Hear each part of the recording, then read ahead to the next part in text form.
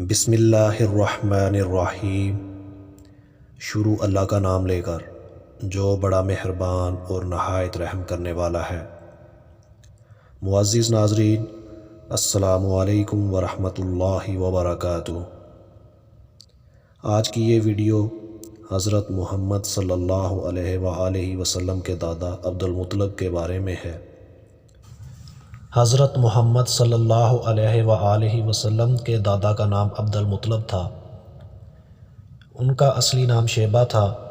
آپ کے دادا عبد المطلب مدینہ میں ہی پیدا ہوئے۔ آپ کے والد کا نام ہاشم عمرو تھا اور والدہ کا نام سلمہ تھا۔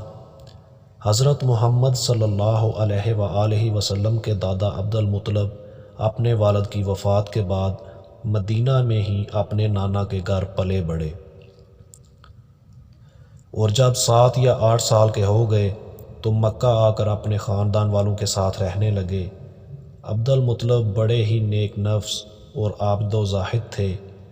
رسول اللہ صلی اللہ علیہ وآلہ وسلم کا نور نبوت ان کی پیشانی میں چمکتا تھا۔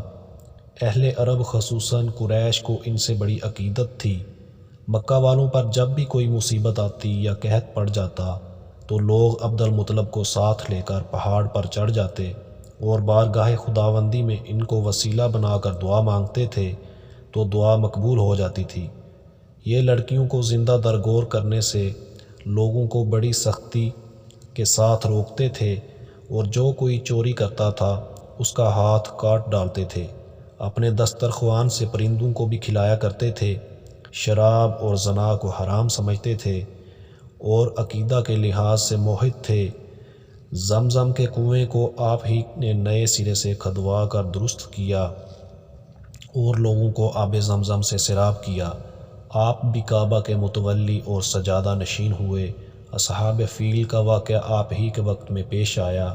120 برس کی عمر میں آپ کی وفات ہوئی۔